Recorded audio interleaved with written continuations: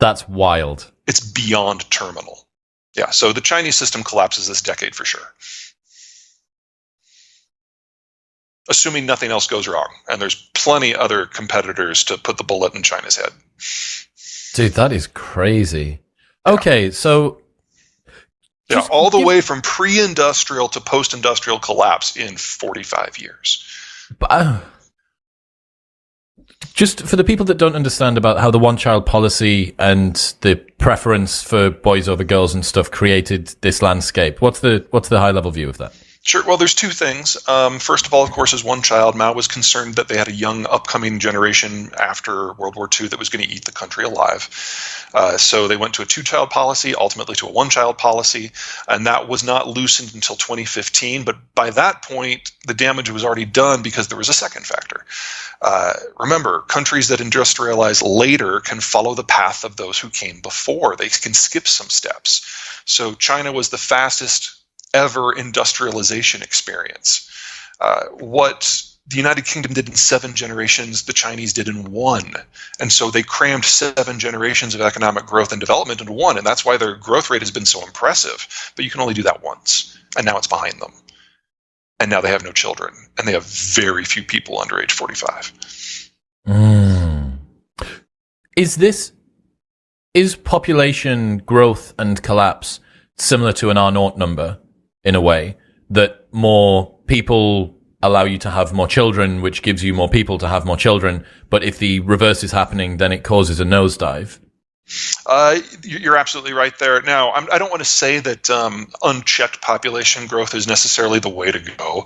That's not what I'm after here. I mean, you require a balance between children, young workers, and mature workers. If you don't have enough mature workers, you don't have the capital. If you don't have enough young workers, you don't have the consumption. If you don't have the children, you don't have a future. China is already out of those last two categories. And so we know where this leads. It leads to zero. Given the fact that humans are being, I think it's every 3 generations lives for another generation at the moment. Around about every generation lives 8 years longer than the generation before. Increased healthcare, health span, better access to. That is only true in the shift from pre-industrial to industrial. So you get that once. Well, it depends upon how you apply the lessons to your system. In the case of Europe, I'd say they got it 3 times. But there's definitely an upper limit. One of the things to keep in mind, especially when you're talking about European demographics, is that in Europe, people are not living longer.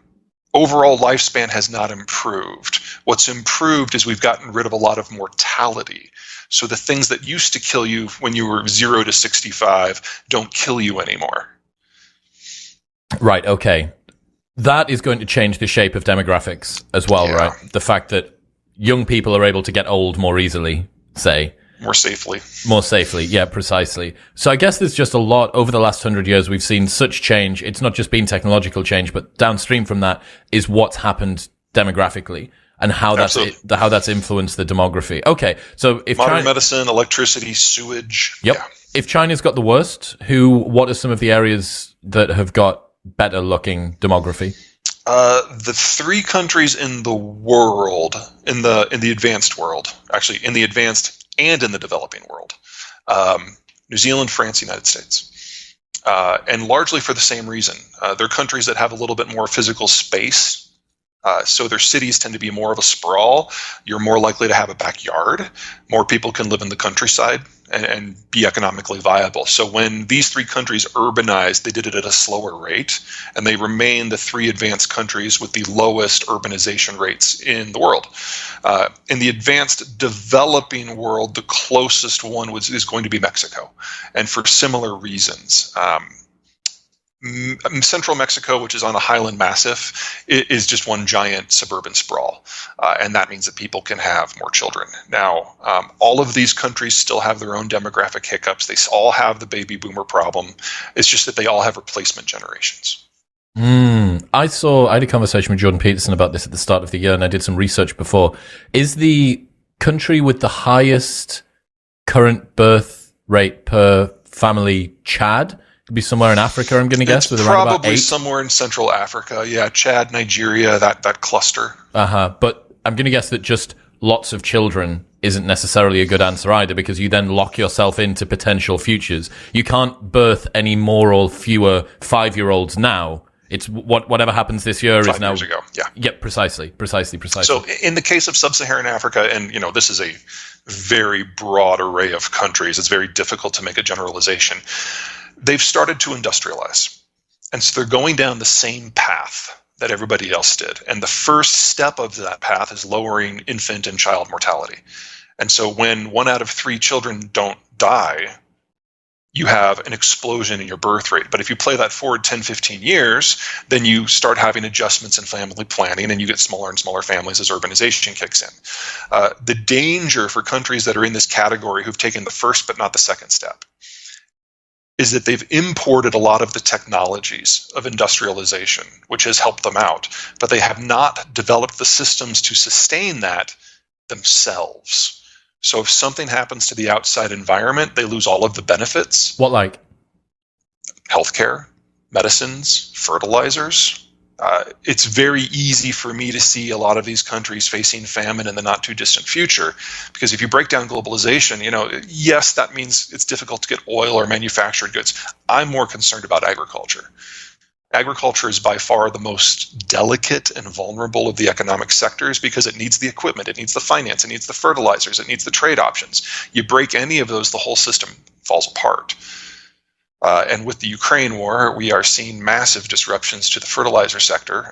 With some of the decisions the Chinese have made, same thing.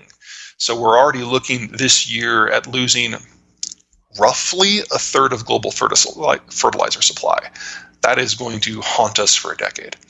Wow. Okay, so for the people that maybe haven't been able to work out why it is that increasing urbanization and education and development causes a reduction in birth rate, can you just explain that for us? Sure. It's a wide array of factors. So when you move into a city, you have less room, and that just changes the mechanics of raising kids. When you move off the farm, kids are no longer free labor. You have fewer of them. When you urbanize, when you have electricity, you've generated time. And so people can do things after sunset. This is important for everything in terms of economic development, but it's most important for women. Because if a woman moves off the farm and into the city and all of a sudden can do something after hours, you have the opportunity for mass education and freeing them from doing more than just being mothers. Nothing wrong with being a mother, but it's a full-time job on the farm. In the city, you're going to have fewer kids, that's less time allotted, and you have a greater chance to, read. And so the entire women's right movement is basically linked indelibly to electricity. And once you have it, women have fewer kids because they now have other things going on in their lives that compete for attention. They can go and get jobs. They can pursue careers. They can do research. Yes, interesting. We absolutely. I mean, the British example with the cotton mills was probably the best example. The first group of people to urbanize weren't the men; it was the women, and we saw the impact on birth rates.